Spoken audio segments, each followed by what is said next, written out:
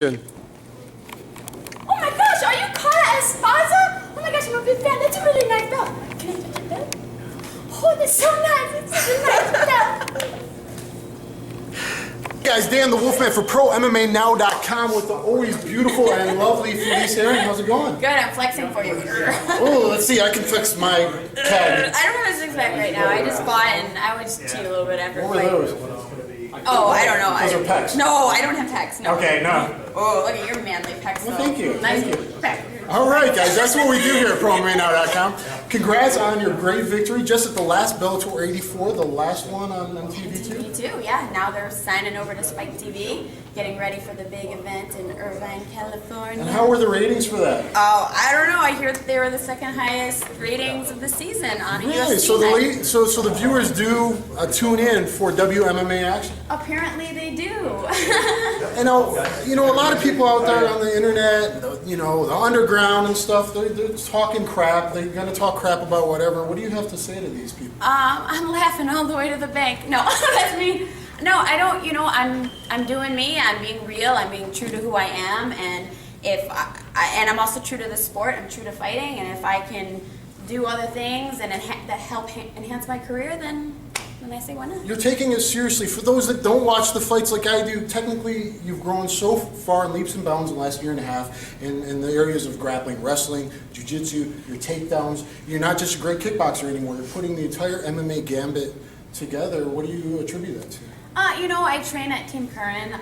It's one of the best grappling gyms I've been across the country training at all different gyms, and this is actually the best technical gym I've ever been at. I love, my coach is Jeff Curran. I get the chance to work with Pat Curran all the time. Actually, one of my best friends who I fought, Carla Esparza, she's the best wrestler in She's a pretty good fighter. She's a pretty damn good fighter. She's the best wrestler in our division, if not in all of WMMA. She just won the Invicta title belt, and I'm blessed to... Pretty shiny, because it's right over there, and it's blinding me, the wonderful Carla Esparza. We'll get to her next. And I'm blessed to be able to work with her and have her show me some of her moves. You've been using them. How many? You did like 3-4 takedowns your last fight? 7. But no one was counting. Oh my goodness. So you really are mixing it up. Anyone that says, well, she's just looks, it's just outfits, they're not realizing the hours and hours of dedication and hard training you're putting in to evolve in the sport while they're sitting, in their mom's basement, eating some potato chips. I think they don't want to see it.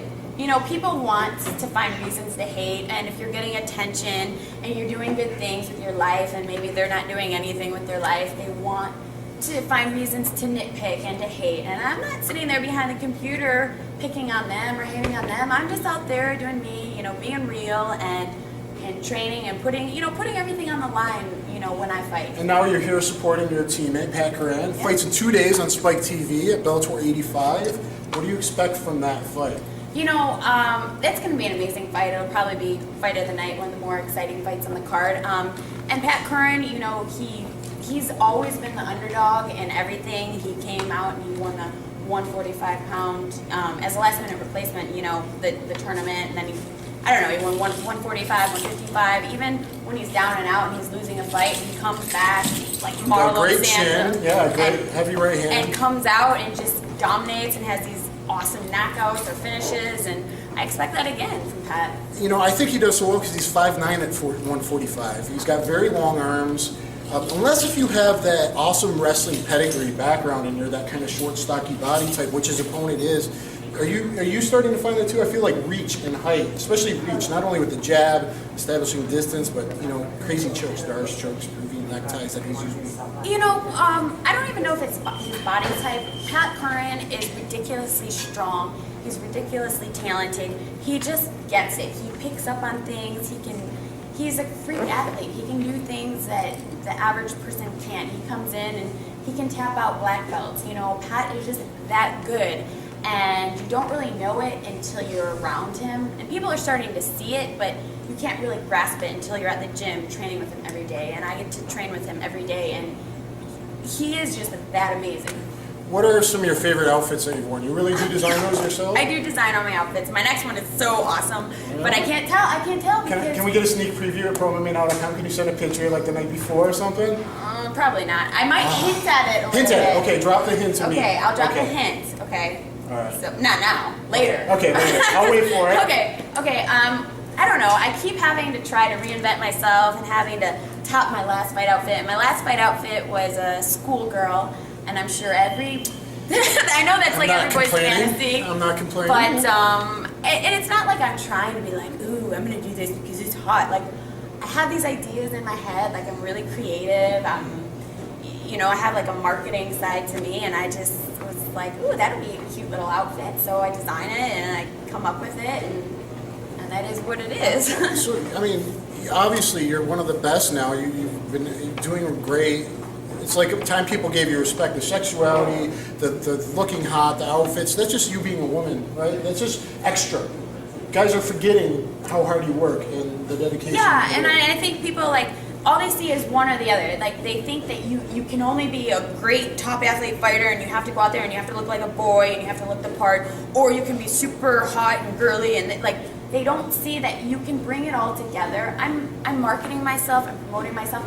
I see myself as an entertainer, and I want to go out there and look the part, and I want to be entertaining, and I want people to want to watch me fight. I want to be aesthetically pleasing, not even just, not like with everything. I want to go out there and I want people to want to watch me fight. Do you think it's beauty and creativity when you're fighting? When you feel in the cage, you're deciding what to do next. You're thinking. What's the thought process? Do you feel like it's reaction? Everything is reaction. Everything is also, it's like a killer instinct. It's like animalistic. Like, when I'm in there, like, I think that I train so hard that I don't have to go in there and really think. Everything just happens. Like, it's a split second, and you just go out there and you do what your body is trained to do. Is that why you love it? Because it's pure? I love it. It's the only time in my life where I feel like I can actually let go and not worry. Like, I'm a worry wart. I am always inside my own head. So you're totally in the moment. It is. They call it a state of mu. It's like a zen. Yeah, ancient, like, Japanese samurai culture, that'd be mu. Moo. So, where can people follow you? They can follow me on Twitter at Felice Herrig, FeliceHerrig, or of course on my fan page, and I'm very interactive. All right, tell the fans to always watch ProMMANow.com for all their information. Always watch ProMMA.com now for all your. Hey, this is Dana White from the UFC, and you're watching ProMMANow.com. Hey guys, Dan the Wolfman here for ProMMANow.com with the one and only rowdy Ronda Rousey. How's it going? Good. It's going. Do you like coming to these media things and the fans, or is this kind of like a job to you? Or as long as you're not in camp, you don't mind it so much? Yeah, I mean, we're far away from camp, and this is why I think this is such a cool opportunity, is to be able to be really efficient and knock all of these things out, and do it when you're far away from the fight and you're not in the middle of preparing. So no, I'm kind of stoked that they set this up. It's less work for me later when it really counts. So you talked a little bit on the stage there about what tough was like. Obviously, you worry about coaching and worry about the athletes first. I think that's great. A lot of people respect that, especially from that kind of background. But how emotional did she get you at times? You said you're going to be out of the country. You want to give us a hint at what some of the stuff, did she break you down, or was there some real nasty fights between you guys? Or I'm just a really emotional person, and I tell people I cry all the time. I'm just passionate about everything I do, and I have no filter. Whatever I'm feeling, you're going to see it. And I didn't, the whole season, I didn't do it for me. I didn't need to do the Ultimate Fighter. I have so many opportunities coming up, but I wanted that division to really do well and for it to be highlighted, and I really felt like I could help that out. And sorry, it was like really loud over there. I'm kind of getting distracted. It's okay. But yeah, I didn't really care how I looked, and how I felt is exactly how I emoted it. And Misha spent a lot more of her time worrying about how she looked and how she came off more than her fighters, and I know that personally from talking to her fighters and my fighters, there was a very open forum, and to this day I was talking to my fighters right before I got on stage, and just around, I'm like, hi, I love you all, I like to say that we're the meanest yet most affectionate team, and team fake nice versus team real mean was my whole slogan the whole season. Now over at Gokar's Hayastan Academy, I talked to Manny. He was one of your assistant coaches, grappling assistant coaches, right? Yeah, he was like the MMA whole assistant coach. Who else did you take out there with you? My really good friend and with a lot of judo experience, Marina Shafir, and I also took Edmund, my my striking coach, who was like the head coach, and then Glendale Fight Club. Yeah, from Glendale Fighting Club, and then Andy from SK Golden Boys was there as my wrestling coach. Oh, very nice. Talking about Marina, she's got 3 first-round armbar submissions, kind of like you started. Does she got a fight coming up, or what are her plans? Yeah, I think she has a fight coming up, or it might be her last amateur fight at the end of August. So, and I think it might be local. It might even be in this very room. We'll see. Now, is she 145 or 135? She fights 45. Yeah. Okay.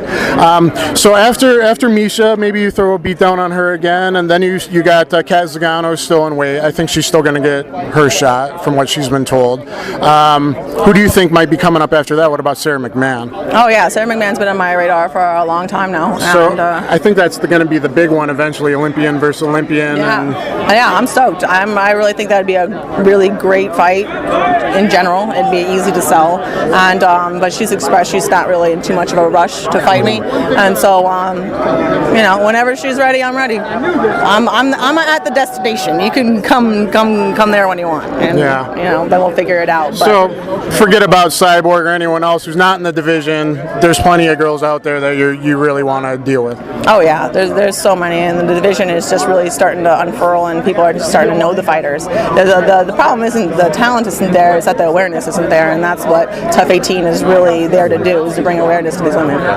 Did you watch Cyborg's fight? Yeah. Do you see anything technically great, or you just see a really strong, powerful person? I saw a lot of things that she did that I would capitalize on that Marlou's didn't, and it took Cyborg longer this time to beat Marlou than the other time, and this is somebody who her last really meaningful fight was against Misha Tate, and she lost. So it takes you 4 rounds to beat somebody that Misha beat easier than you did. It's just in a mathematical sense, it's just kind of like, okay, well, she's not really impressing anyone too much. Do you kind of want to get yourself to like the second round? Would you like it if Kat maybe is tough enough to go to the second round or third round with you, so you can get a little more ring time in and maybe use some of your boxing skills? I really feel like I have so many tools that I haven't been able to show inside actual fights that I have, but I'm not going to purposely drag fights out. If the person can push me and actually make me have to really think deep and kind of have to improvise more and longer, then I'll come up with cooler stuff. But they got to push me that far first. Yeah, I mean everyone's just a straight armbar. Had you gotten that crooked armbar like Udi Garami with your legs that you were trying on Liz, would you have been happier had you got that? Or you don't care what it ends in? Oh, I wasn't. The idea behind that wasn't specifically to get that arm. The mistake that I made was it was a very smart thing to do in the middle of the cage, but I did it against the wall, and I hadn't been training grappling against the wall for that camp, which we changed immediately. Okay. But the thing I was trying to do was, if her arm was too low, then I would catch her with my legs. But I was hitting her in the face, so she had to try find a happy place in the middle to really protect her face, get her to cover, but also keep her arm from getting too low. And if her arm got too high, then I would push it up, and that's how I ended up getting the arm bar. Was I wanted to bait her to stick her arm too high so I could get my head behind it. So it was just really forcing reactions out of her. It was like, you have 3 options. You can get armbarred this way, you can get punched in the face, or you can get armbarred the other way. And so those were her 3 options from that position, really. And then she narrowed it down until it was finally just the armbar. I'm glad you got into that. I think your Ronda's fighter's cut was really awesome. That kind of explaining, well, this way shows really how high level you are. And I don't think people really appreciate that. They see an armbar, they don't really understand what it takes to get that. Yeah, all those armbars are so different to me, and the thought process I narrowed them down is so different. It just looks the same in the end. But I mean, if you have a boxer and it ends, a knockout ends like this, but what happened before that point? And people are just looking at that little point right there, and they're not thinking, did it come from here? Did it come from there? Did it there's so many different possibilities, and it's just the lack of knowledge, I think, that people have with the grappling game, that it just always looks the same. I'm like, what are you talking about? That was totally different, but it looks the same to laymen. All right, well, I think other people want you, so thank you very much for your time. Guys, go to ProMMAnow.com for all your information, and subscribe to my YouTube channel at Dan the Wolfman 1. Thanks. For ProMMAnow.com, with the one and only Kat Zingano. How's it going? Great, how are you today? Good, I'm doing good. Did you enjoy the matches tonight? I absolutely enjoyed them. I really needed to come here and see this stuff today. The talent here was incredible, and I got to see some of my favorite fighters and even meet some of them, so it was really fun. What did you think about Shinya Aoki getting submitted rather quickly? I'm a big fan of both of them, but stylistically, I really look up to Aoki, so I'm bummed. I'm sad. Yeah, I was surprised. Yeah, right? how quick it was too. Yeah. So the other matches, there was a couple kind of boring, but it was a couple that were pretty good. Yeah, one of my Brendan Schaub was here. He's from Colorado. I actually work out with him too, so I was happy to come and see him. The crowd was really rough on him. I know. It's a transition, so it's okay. Yeah, I think if you can't complain about it unless you're willing to engage on the feet to see what position it happens anyway. I don't agree with butt flopping, never will, and think it's wrong. But you should know the judo game. I mean, they should try the judo game or go into a submission off of the clinch. Right. Well, anybody that's willing to get in there and fight, it's tougher than sitting in here in these seats and watching. So proud of them no matter what. What do you think about Miesha Tate now getting this shot after you whipped her butt? No offense, Miesha. It's disappointing to not have the opportunities that I worked so hard for, and have everything just kind of fall through my hands. But Dana was really comforting and made sure that I'm taken care of really well, and that I have the best surgeon and going home to the best physical therapy possible, and I'm healing up fast, above average recovery rate right now. So did you know how bad it was hurt right away? Because I don't think UFC said they didn't know to March 14th, and they didn't announce it till the 26th or the 28th or something like that. So I didn't want to say anything because I think I could have done it anyway. Right. Every athlete wants to think that they're okay, but yeah, I just I was jumping over some like 8 to 12 inch hurdles, just resetting squat jumps, and they were really simple, done them a ton of times, would do them again, but just came down weird this one time and completely blew out my knee, and then now I'm just waiting. Do you think it's all right that Miesha got it because she was in the number 1 contender match, or do you think it should have went to a woman coming off a win? I was really curious who it was going to be. I mean, Dana told me ahead of time. He's like, I got to put in Miesha because it was the winner of our fight that was going to get to coach the show. So I understand by default, that's her place right now. So I would have preferred Sarah McMahon or someone else coming off a win. I was thinking it was going to be Sarah. I honestly was. But I guess it will happen in the future. I was caught off guard, But you're told you'll still get the shot once you heal up, right? Yep. So all's well.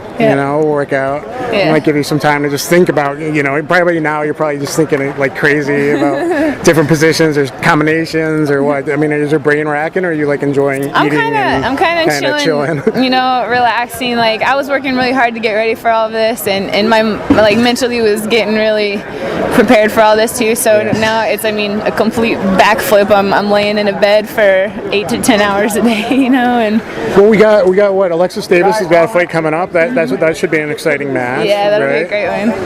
And then Julie Kezie's fighting someone, I think, a couple cards later, or card later. So. And then you have Liz Carmouche too. She's coming up with July now.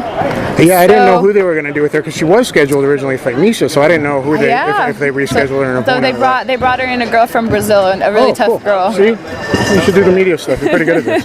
Thank you for that. And anything else you want to say, or plug your Twitter, or you and your husband's website, or anything like that? Just visit us at ZinganoBJJ.com, and you can find out any kind of questions, any information you need to know there. All right, guys, go to ProMMANow.com and subscribe to my YouTube. Hey, this is Dana White from the UFC, and you're watching ProMMANow.com. Hey guys, Dan the Wolfman for ProMMANow.com with the beautiful Miesha Tate. How's it going? Good. Did you interview Kat Zingano? Yeah, so don't hate me. I've been a little hard. People have said I've been critical, but what I've been critical of is not you. Let me clear this up. What I'm critical of is... I know. So I thought this would be good. But I'm not critical of you. I'm just critical that UFC's been setting a precedent lately of someone coming off a loss getting a championship fight. Now, as Kat explained to me, it was a number 1 contender fight, and since she's injured, you get it, so I understand that. I didn't mean any disrespect towards you at all. I hope you understand that. I'm just calling it like it is. Yeah.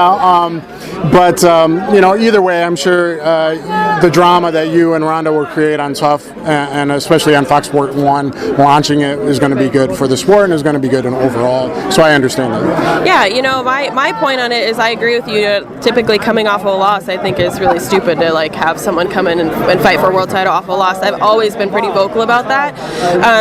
At the same time, though, I can say that I felt like the fight with Kat was really, really, really competitive, and I won the first 2 rounds. And I know that she won in the 3rd round, but I feel like the stoppage, in my opinion, it was a little bit controversial. However, she definitely does deserve to be here, but she is injured, like I said, and it's not like she, handed my ass to me. You know what I mean? I feel like it was a really, really good fight, and as a fighter, athlete, you got to take any opportunity that comes your way. I've said the same thing as Chael. I'm friends with Chael, but I was against him fighting Jones. Right. So, what do you think of kind of the almost, the disrespect that Ronda kind of shows to not even acknowledge you as a fighter that's been in the game longer than her, that's fought for titles before her, that's, I just think Ronda has a really big head.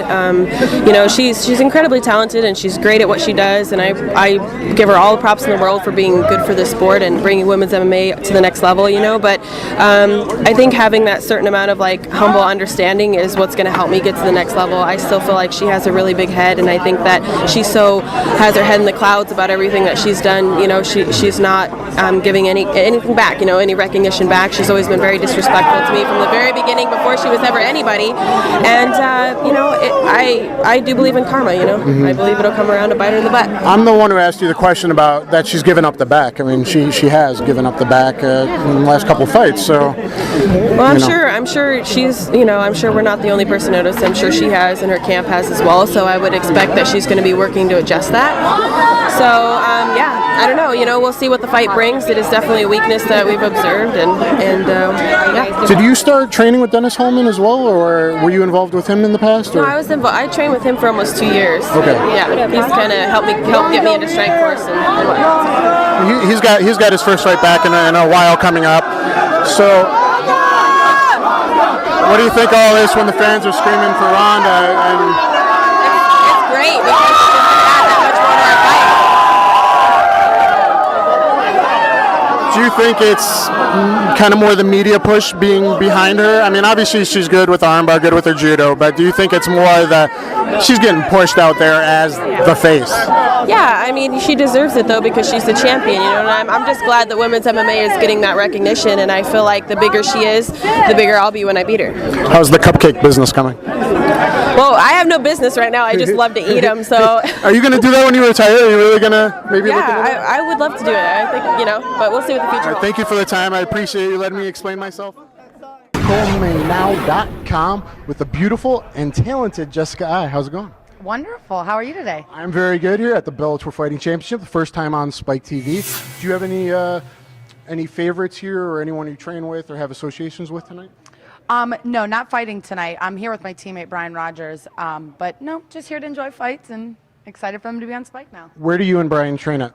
Strong Style Martial Arts and Fitness Center in Cleveland, Ohio. Cleveland, Ohio. Yep. All right, I'm a Michigan boy, so I'm close. Okay.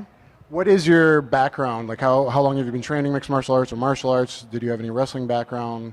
Tell the fans kind of so they get to know you. Right on. I've been an athlete my entire life, so I've played every sport freaking possible. I don't have your traditional MMA background or karate background. I didn't do that when I was a kid, but I was raised on a farm, so I guess I kind of got that hillbilly mentality. So I have been doing it now for 7 years, but actively competing for about 4.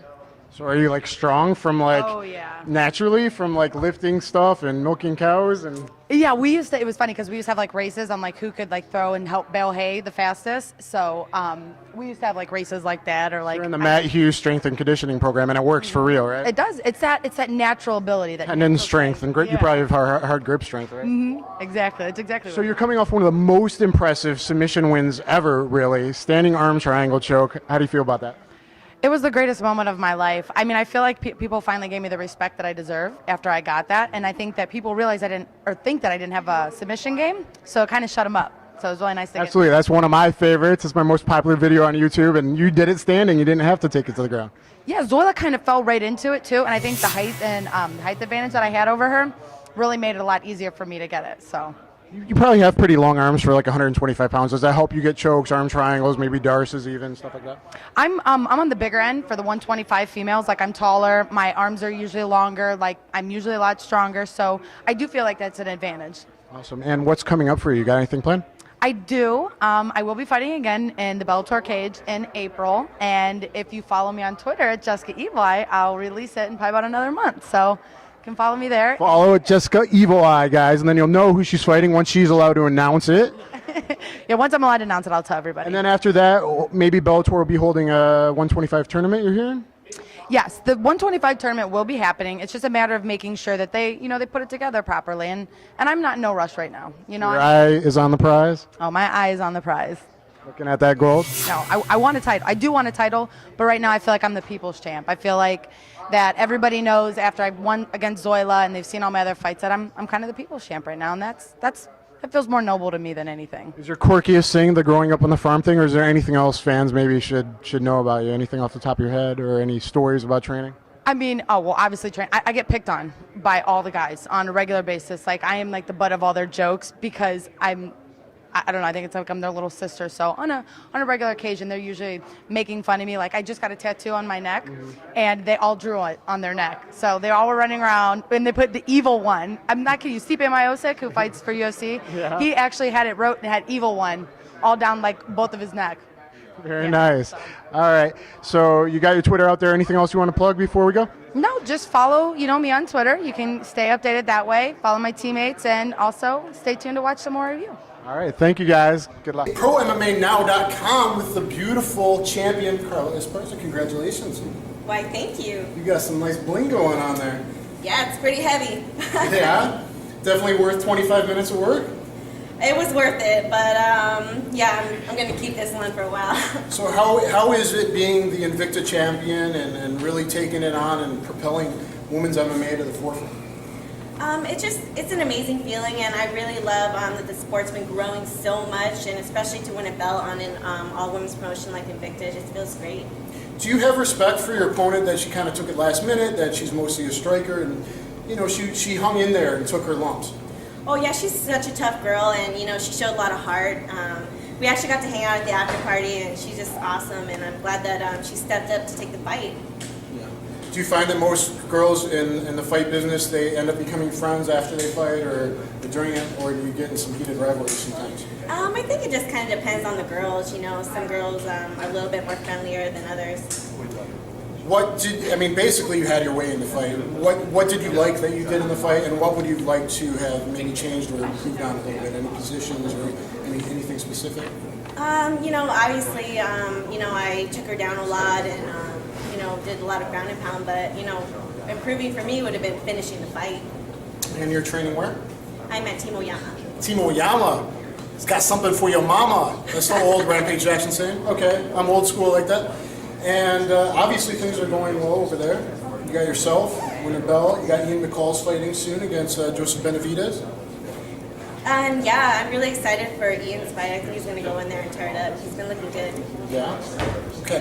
What girls are you looking at to challenge you for your belt? Who do you think's coming up, that top 2 or 3 names maybe in your head right now? I'd love to fight actually one of my original opponents, either Claudia Gadelha or Yaka Hamasaki. Okay, Yamasaki, I'm not that familiar with. I gotta admit that. She fights like a smack girl shooter, or? Yeah, she's actually the Jules champion. She just defended her belt, which is why she couldn't fight for this one. But she's actually ranked number 3 in the world, so I'd definitely love to go in there and take her spot. What's her style? Is she more just ground grappling submission type style? Or?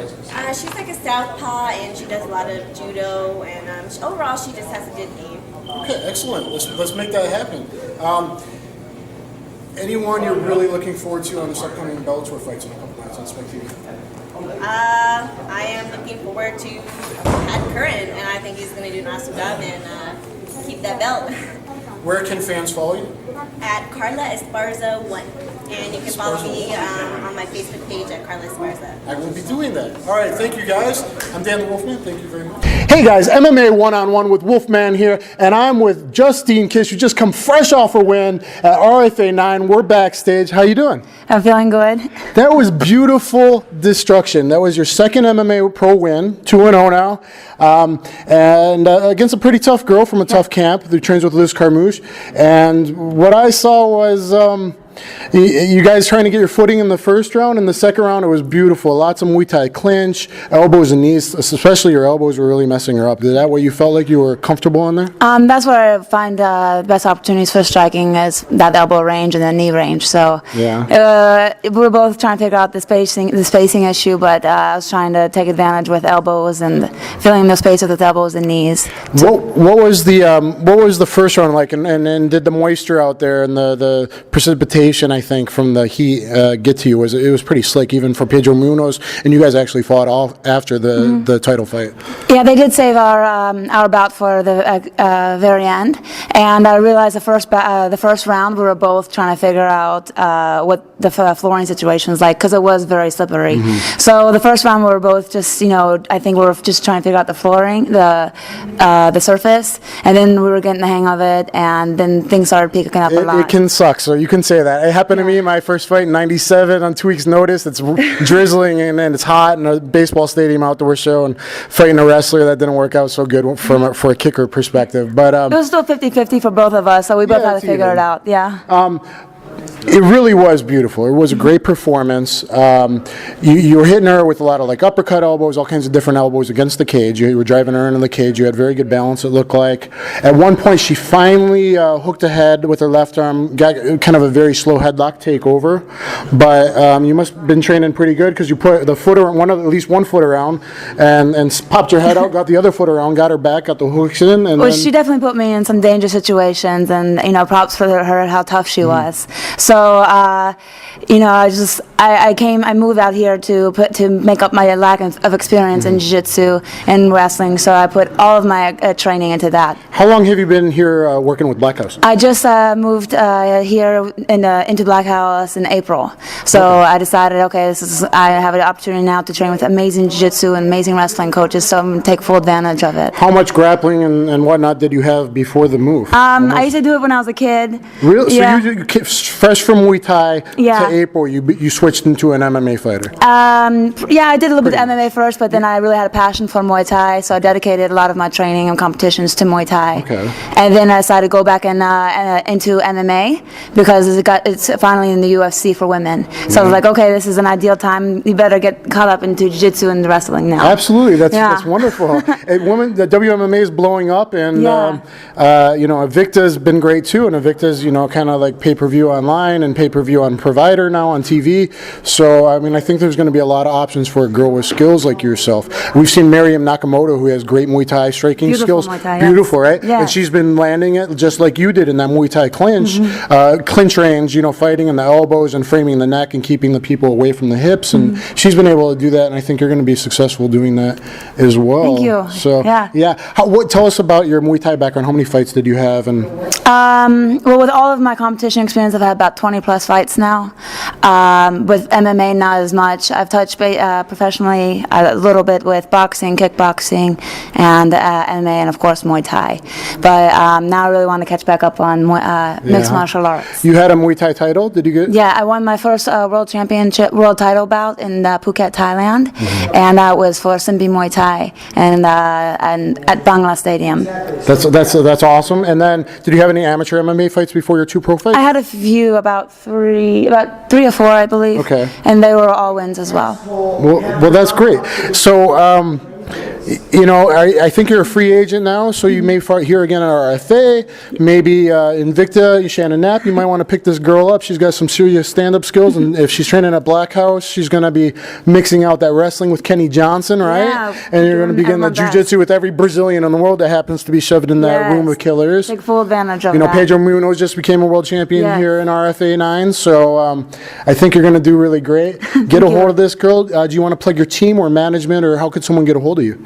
They can find me on Twitter or Facebook, all of the social media. Just under your real name? Just under my name. They can search my name, of course, yeah. All right, guys. I'm Dan the Wolfman. You guys go to ProMMANow.com for all your information. Please subscribe to my YouTube page. It makes me feel happy inside. And I'll see you at the next fights. See you. ProMMANow.com. Hey guys, Daniel Theodore here for ProMMANow.com with Julie Kedzie. Right after her fight, that was an awesome fight. I mean, it was exciting. I know. Here the women are. They're on the big stage. 3 big fights here today at Strikeforce. You've been calling Invicta fights. First off, before we get another fight, how do you feel just in general about WMMA getting out there and really getting what it deserves now? Well, I think that it's about time, but honestly, I think this year has gone, even just we've gone under a huge evolution as a recognizable force in the sport, and I think this year especially there's been a lot of spotlight about it, a lot of attention on the women in the sport, and I hope it continues to go that way. I think it will if you put on fights like that. It was a great fight. I went to the stands just to watch it. Really one of the most look forward to fights on the card that for myself. I've been, from Hook and Shoot Revolution, I've been, covering women's MMA. Now the fight, first round, you were totally in control. It looked like she started flat. You had great takedown defense. You're getting your combinations off. Got the side kick knocked down to the chest area. That looked pretty cool. Yeah, that was super fun. That's like 25 years of Taekwondo right there. Might as well come out at some point, right? Stop side kick. I like it. And the second round went a little bit more her way. She got a takedown. You ended up in kind of a weird scramble omoplata position at the end. Yeah, I should have executed that too. I train the omoplata all the time. I was like, she's just holding me, coach. And he's like, no, she's not. Work. Okay. Yeah, Then third round, you come back, you're on fire. You're doing great in the third round. She ducks into a right high kick. It looks like things are going great for you. You want to take it from there? And then how edited is this?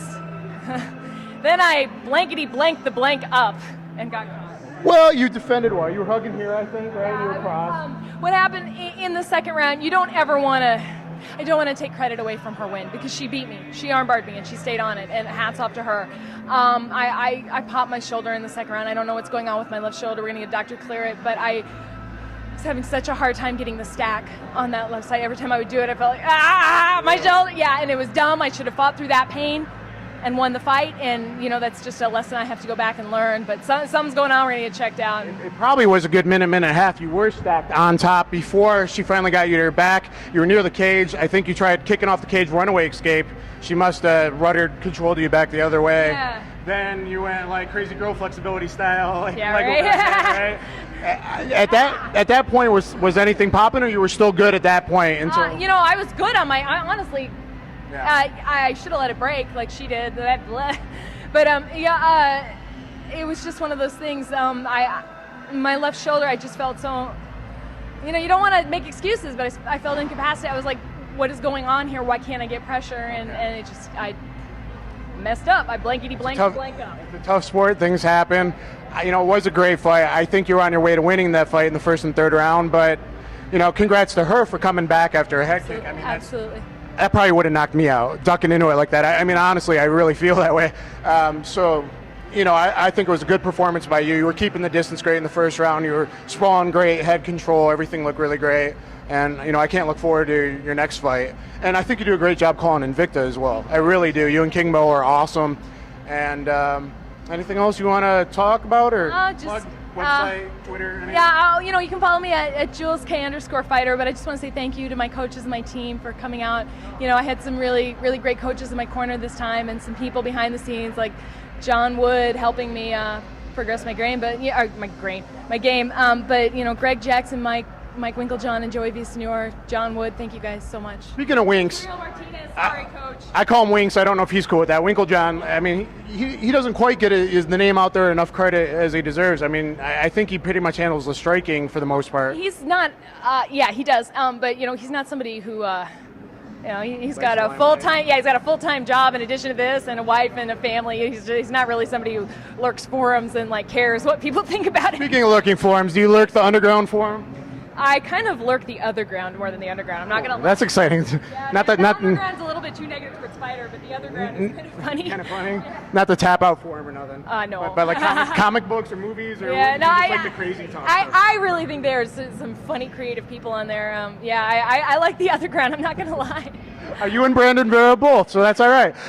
Before we go, Sarah Kaufman, have you worked with her for this fight? Yeah, we trained for this fight, and I want to say, Sarah, I took the armbar tonight, so you're fine. You're good.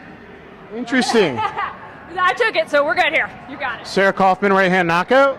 Sarah Kaufman, by however she wants. You heard it here first. All right, guys, go to ProMMANow.com for all your information. Follow me as well, Dan the Wolfman on Twitter, YouTube, and that stuff. Thank you very much. Thank you. Hi, Danielle. Nice. All right, nice meeting you. Hey, you cut the cube. Feel her a bit. Feel that range. Got into a low kick. Then she started coming in. And I start pushing to her side of the cage, and I'm saying like, no, I'm gonna go back in. Heard my cornerman saying like, oh, and get back, get your hands up, and that's what I did. And little did I know, we started like punching at each other, just started brawling, I think, and then I just pinned her on the cage, pulled her hips, she gave her back, and went to submission. Speaking of in there, I trained in Egypt, coached in Egypt for a while, so. That team's pretty much a Sonda. They just are very aggressive on the feet, but their grappling is a little bit weak. You got the Egyptian top team member down into side control. You're on this side. Yeah. She was close to the cage. We surprised she didn't really wall walk, but she hooked her head in a headlock style and basically gave you up the head. Yeah. Well, one thing I know she just kind of like I think she kind of like hooked my neck. Or she her left arm hooked her. But I just say keep calm. I've got this, and we drill this tons and tons of times. So I just kind of like pressed her, used my blade, used my forearm, and just like got my head out. And she started rolling, but unfortunately fortunately for me, she gave me her back, and I just took it. And I could feel she didn't want to give up, so I just got the hooks in, just start flattening her out, and just got my hand under her chin. So it was nice. It was a nice win. No offense, Matt, but would you like to now step it up a little bit to a bit tougher opponent, someone who's a little more skilled in all realms of MMA? Well, that's the whole point. For me, being in this sport, it's all about passion. It's all about improving myself, and that's what I aim for, to challenge myself against other opponents. So, I don't think she's lesser than any other opponent. I think she's strong. She's got her own style. She's got her own strength. So we're just prepared for it. We've been training weeks, and we've already studied her, and we've been training specifically for this fight. So what did it mean to fight here in Malaysia? Is your family from Sabah? Is that correct? Yes. Yeah. Well, it means a lot. It means a whole deal because finally there's a special broadcast where people can just watch me nationally. They could watch me live. I think that's the first time, and that means a lot. Just to feel that love, feel that support from everyone, it means a lot. Athena, you got the looks. Disney sponsoring. Would you like to hop into an event? Hey guys, welcome to MMA One-on-One. I'm your host, Dan the Wolfman, with the one and only 5-time world kickboxing champion, Kathy Long. How's it going? It's very good. I'm good. How are you? Good. We're here at Gokor's Highest Academy in North Hollywood, where I train. Beautiful school. And today was the Paradise Warrior Retreat. You can go to their website, paradisewarriorretreat.com. Seminars with tons of the top UFC fighters and trainers. Mr. Rafael Cordero was here today. I think Benny the Jet was teaching earlier. Yes, he was. And Cub Swanson taught earlier. Fabricio Verdum's going to be here tomorrow. I think with Sergio Pettis too. So, guys, you can look into that. Come tomorrow if I get this up online in time. And Kathy Long's here. What are you doing here? You're supporting and training? I'm supporting and training and learning. I'm not one to think that I know everything. So there's always room to learn more stuff. Is there anything particularly you liked learning today? Any tricky setups or combinations or anything? Some of the scrambles that Cub, I'm sorry for interrupting you, but some of the scrambles that Cub was covering today was really good because I'm the kind of person who would like to get up. I don't want to stay on the ground with somebody if I don't have to. So he was working a lot of from half guard or full guard, getting out of that position, which is great. And of course, Gokor's leg locks. Yeah, Gokor's the best right? guy, right? It was a fantastic reminder of what I had learned years ago. And now it's back in my repertoire, and I'm going to be practicing it like crazy. And we'll see how I do in my next fight. Next fight? Next fight. What next fight? I hope to be fighting for Invicta. John McCarthy is opening the door for me. Oh, awesome. I love Invicta. I love Shannon Knapp. I talked to her on Facebook. Yep. Shannon, hey. Shannon, hey. And that's great. Any idea who you're going to be fighting? MMA again. MMA again. I really don't know and honestly don't care. What weight do you know? Or you're 125. Okay. Yeah, okay. I We got some good girls at 125. I think Leslie Smith is fighting their December card. Is she 125 or 115? I'm not sure. Lizzie Smith is really tough stand-up fighter, just kind of rapid-fire punches, high-volume striker. Good deal. There's some really good striking girls at 125. I think. Awesome. Looking forward to it. So you had one MMA fight before. That was a while back. Back in 09. What's making you want to get out there and do this again? Well, after my fight in 09, I took a little bit of a hiatus. Then I got back into training. I was at CSW with Eric Poulsen, and I got my knee injured. Okay. And it took me months to scrape together money for surgery. And then, of course, months and months of recovery. And then I had a breakup of a long relationship. And, you know, years go by, and I think, wait a minute, what is wrong here? My knee is 100%. What am I doing? So, you know, I've got an itch. You like competing. You got the itch, you got the fire back, and you want to do it again. Huh? Absolutely. Was MMA more fun to you than kickboxing? Is it great? Just everything's open? MMA is like worlds better than Muay Thai. Really? The universe is better than Muay Thai because there's so much you can do. There's so much you can learn. There is so much that I don't know. And that's the beauty of it. You know, the more I do, the more I learn, the better I will get. And I know in this game, I'm just scratching the surface on what I need to know. And that's the challenge. You know, the more afraid I am, ladies, the faster and harder I hit. Well, okay. There's like Miriam Nakamoto's a great Muay Thai fighter. She's done well in Invicta. She's 2-0 in Invicta. So, I mean, there are some great strikers. They learn enough of the grappling game, framing the neck, getting the hips back, defending the takedowns. They can do really, really well. And I'm assuming you've kind of dabbled. You've done a lot of self-defense stuff. Did you dabble in grappling with like Gene LaBelle or Benny the Jet in the past, before your first MMA fight, before you got a little more serious about the grappling? Did you always kind of have a little bit of background? I started learning grappling in 1994. Okay. I trained with Jean-Jacques for 8 months and then got busy and then hit the gym. It was hit and miss for a long time. For many years it was, you know, train sometimes and not train sometimes. But the basics are cemented in my muscle memory. In that respect, I don't have to worry about it. But in regards to MMA, that's where there are holes in my repertoire that I'm filling now, and rapidly. Did you get more? Did you train with Gokar for the first MMA fight? I did. I trained with Gokar and Baptiste Mansouri and Romeo Rem. Okay, I know Baptiste. He Yeah. just uploaded some pictures he loved from like 15 years ago of him heel hooking Adrian Serrano. You know, it was it was back and forth from Millennia to Goforth's place, and those were my two main gyms. And then you got some training in with Eric Paulson too. Who's After also. my first MMA fight, then I Okay. started training with Eric. Oh, great! So you've got some pretty good background, and now you just got to sharpen the tools and I do. remember some things. And Yes, reacquaint myself with all kinds of fun stuff. it is fun stuff Yes. when you put it all together. Wow, that's very exciting. How many kickboxing fights did you have? I think officially on record is 23 1-1, but I've had several in Mexico. So honestly, the record is probably 32 1-1. Wow. Okay. 1 loss, 1 draw. What got you? How did you start in the martial arts? What was your background originally? I had a friend in high school doing Aikido, and she invited me to a class, and I loved it. I didn't love the Aikido necessarily. What I really loved was the family structure that it held. Okay. And the instructor was somebody who really welcomed everybody and treated everybody like family. And I didn't have that family structure at home, so I clung to that. And as a result, I clung to martial arts because everywhere I went in the world, it didn't matter. If you did martial arts, you were part of their family. It didn't matter what martial arts you did, you were part of their family. And something that, a lot of people don't realize, a lot of MMA gyms do have a very good family environment. People think, wow, it's that wild cage fighting stuff.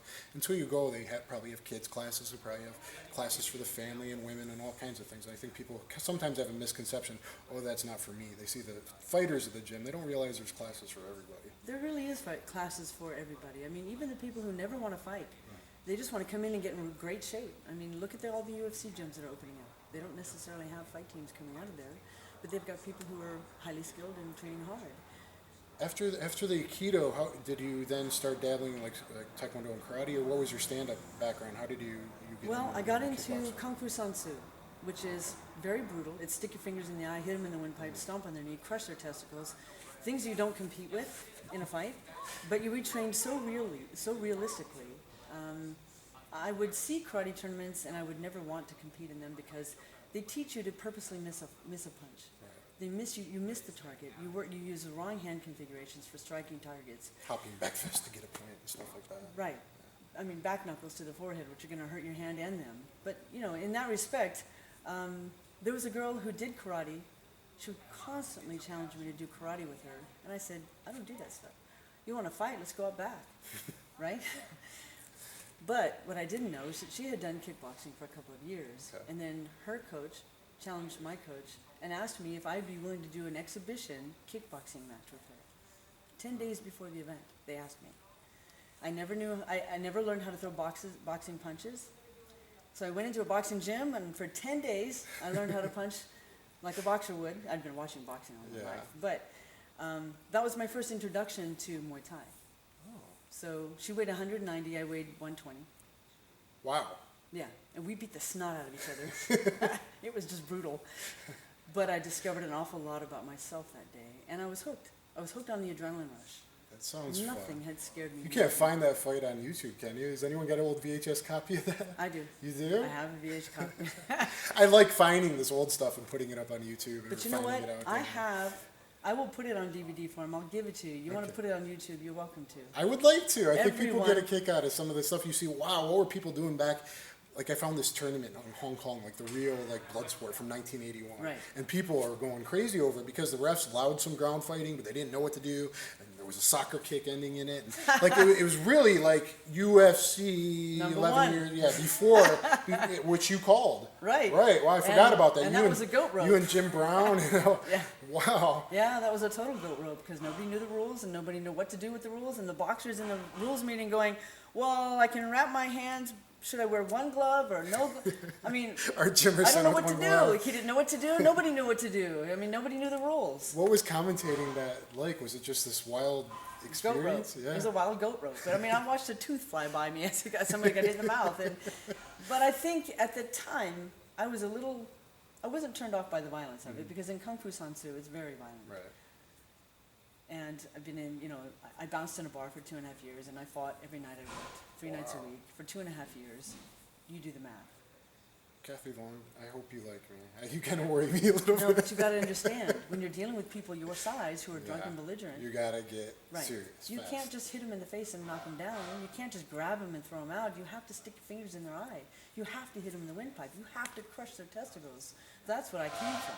Well, ladies, if you need some self-defense lessons, I think this is the lady for you. Well, in that respect. But UFC, we were talking about how it's kind of got a bad rap. In the beginning, it was very violent. Yeah, 2 and then 3 rules. Even groin hits were allowed in a couple of them. So yeah, right. And now there's like 37, maybe more rules. So it's evolved to something I think really beautiful, in that it does pit your skills.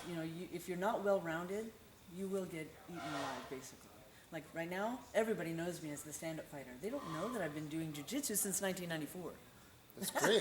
I can't wait to see you in Invicta. I think you're still a big name and a pioneer in women's fighting, and Invicta's taken it to the next level. Getting on pay-per-view now, and I've been a huge supporter. Yeah, go Shannon. I mean, I covered the first Hook and Shoot Revolution, which was the first all-women's card in the U.S. back in like 2002, I think. Jeff Osborne's Hook and Shoot. So I just love the female MMA, WMMA world, and it's been a pleasure talking to you. Any websites or anything like that you'd like to plug?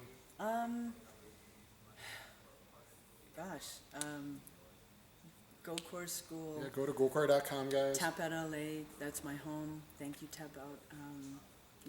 Eric Paulson with CSW. And soon to be Rafael. Yeah, Master Rafael Cordero, King's MMA. You're going to train with him. He's my favorite striking coach. Goko's my favorite grappling coach. I really loved what he presented today, and it's right up my alley. It's the way I think, it's the way I feel about stand-up, and he's going to incorporate that for my MMA. I'm so excited. Great. I really am. Thank you so much, guys. Please subscribe to my YouTube channel, and I'll see you next time.